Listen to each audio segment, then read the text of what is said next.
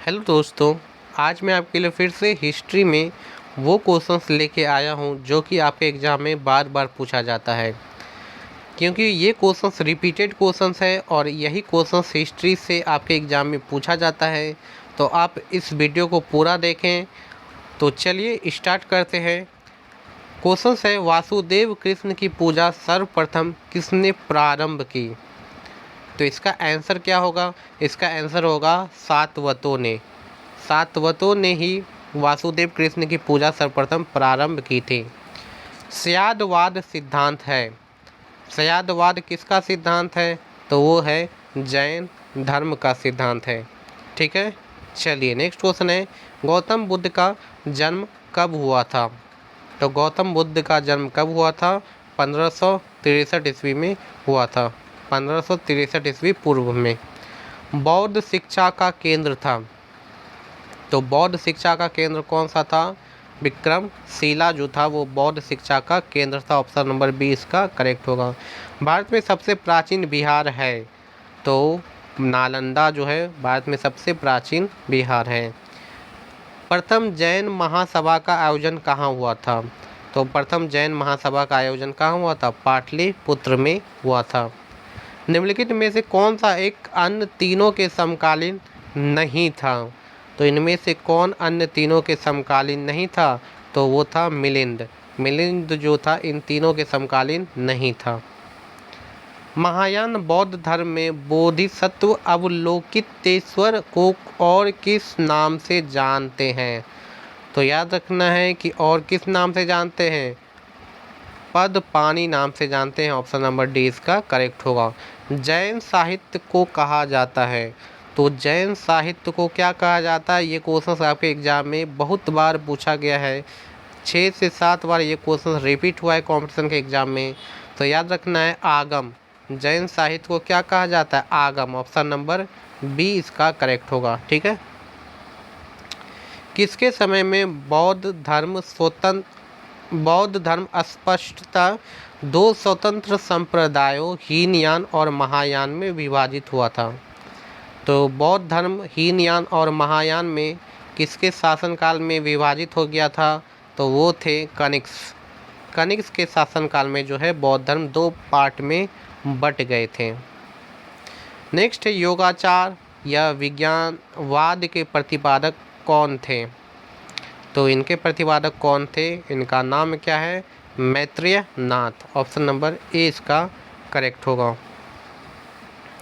चाणक्य का नाम था। चाणक्य का अन्य नाम क्या था? ये आपको बताना है। तो याद रखना है कि चाणक्य का अन्य नाम क्या था? उनका नाम था विष्णुगुप्त। ऑप्शन नंबर बी इसका करेक्ट हो जाएगा। चलिए नेक्स्ट क्वेश्चन है कि वह शासक कौन था जिसने राज सिंहासन पर बैठने के लिए अपने बड़े भाई सुसीम की हत्या की थी? तो उन शासक का क्या नाम था? अशोक। अशोक ने अपने बड़े भाई सुसीम की हत्या कर दी थी। क्यों की थी? राज सिंहासन पे बैठने के लिए। नेक्स्ट क्वेश्चन है कि निम्नलिखित में सम्राट अशोक की वह पत्नी कौन थी जिसने उसको प्रभावित किया था? तो सम्राट अशोक को प्रभावित करने वाली पत्नी का क्या नाम है? कारुवाकी। ऑप्शन नंबर सी इसका करेक्ट हो जाएगा। महान धार्मिक घटना महामस्तकाभिषेक निम्नलिखित में से किससे संबंधित है और किसके लिए की जाती है? तो ये जो महामस्तकाभिषेक है वो की जाती है बाहुबली के लिए। ठीक है, ऑप्शन नंबर 20 का करेक्ट हो जाएगा। अनेकांतवाद निम्नलिखित में से किसका क्रोध सिद्धांत एवं दर्शन है? तो ये किसका सिद्धांत है? तो याद रखना है ये है आपका जैन मत। जैन मत का ये सिद्धांत है।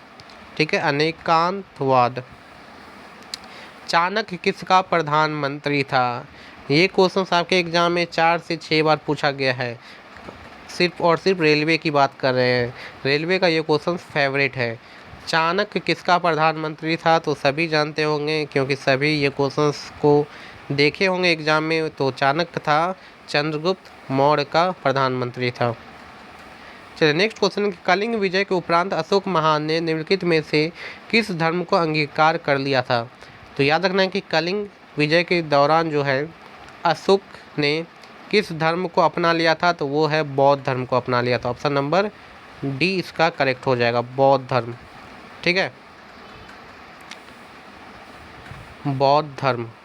चलिए डी इसका करेक्ट हो गया। नेक्स्ट क्वेश्चन है कि निम्नलिखित में से वह व्यक्ति कौन है जिसका नाम देवानाम प्रियदर्शी भी था? तो देवानाम प्रियदर्शी के नाम से कौन जाना जाता है? तो वो जाना जाता है अशोक।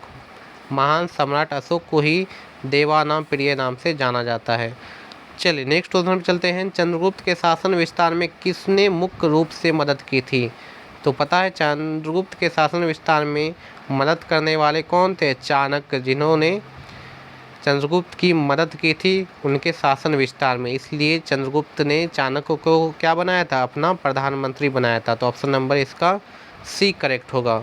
ठीक है, सी इसका करेक्ट हो जाएगा, चाणक्य। चलिए नेक्स्ट क्वेश्चन पे चलते हैं। सांची किस कला व मूर्ति कला का निरूपण करता है? तो सांची जो है वो किस कला और मूर्ति कला का निरूपण करता है? तो वो करता है बौद्ध कला का। ठीक है, बौद्ध कला का निरूपण करता है। तो डी इसका करेक्ट हो जाएगा। निम्नलिखित में से कौन वंश का शासक नहीं है? अच्छा, मौर्य वंश का शासक नहीं है, इनमें से कौन सा? तो मौर्य वंश पे शासन किसने नहीं किया था? तो याद रखना है अजातशत्रु ने। अजातशत्रु ने मौर्य वंश पे शासन नहीं किया था। नेक्स्ट है, निम्नलिखित में अशोक का उत्तराधिकारी कौन था? तो अशोक का उत्तराधिकारी कौन था? कुणाल। कुणाल जो था वो अशोक का उत्तराधिकारी था। नेक्स्ट क्वेश्चन है कि नंद वंश के पश्चात मगध पर किस राजवंश ने शासन किया? तो नंद वंश के बाद मगध पर कौन सा शासन आया था? तो मौर्य वंश। ठीक है, नंद वंश के बाद ही मौर्य वंश का आरंभ हुआ है। उसके बाद चलिए नेक्स्ट है, किसने पाटलिपुत्र को पोलीब्रोथा कहा?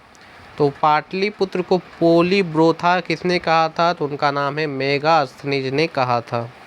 नेक्स्ट क्वेश्चन है, कौटिल्य द्वारा रचित अर्थशास्त्र कितने अधिकरणों में विभाजित है? तो जो कौटिल्य ने अर्थशास्त्र लिखा है वो 15 अधिकरणों में विभाजित है। ठीक है, चलिए नेक्स्ट क्वेश्चन है कि किस वंश के शासक ने क्षत्रप प्रणाली का प्रयोग किया था? जो क्षत्रप प्रणाली का प्रयोग किसने किया था? शंको ने किया था। ऑप्शन नंबर सी इसका करेक्ट हो जाएगा। चलिए नेक्स्ट क्वेश्चन है कि भारत में प्रथम बार सैनिक शासन व्यवहार में लाया गया। तो सैनिक शासन कब लाया गया था भारत में पहली बार? तो वो लाया गया था ग्रीकों द्वारा। किसके द्वारा लाया गया था? सैनिक शासन ग्रीकों द्वारा लाया गया था। ठीक है, चलिए नेक्स्ट क्वेश्चन पे चलते हैं। नेक्स्ट क्वेश्चन है कि किस संग्रहालय में कुषाणकालीन मूर्तियों का संग्रह अधिक मात्रा में है? तो किस संग्रहालय में इनका संग्रह सबसे ज़्यादा है? तो वो है आपका मथुरा संग्रहालय। ऑप्शन नंबर सी इसका करेक्ट हो जाएगा। चलिए लास्ट क्वेश्चन पे चलते हैं और ये आपका लास्ट क्वेश्चन है। किसने उल्लेख किया कि नंदों ने अपना कोष गंगा की धारा में छिपा रखा था? इसका उल्लेख किसने किया था? तो याद रखना इसका उल्लेख किया था मामूलनार ने। मामूलनार ने क्या कहा था? मामूलनार ने कहा था कि जो नंद हैं, नंद के शासक हैं, उन्होंने अपना कोष जो है, खजाना जो है वो गंगा की धारा में छिपा कर रखा है। तो ये था आपका आज का लास्ट क्वेश्चंस। और आपको वीडियो कैसा लगा कमेंट बॉक्स में आप ज़रूर बताएं। अच्छा लगा तो वीडियो को लाइक ज़रूर करें और चैनल को ज़रूर से सब्सक्राइब कर लें ताकि आपको इसी तरह का वीडियो मिलता रहे। Thank you.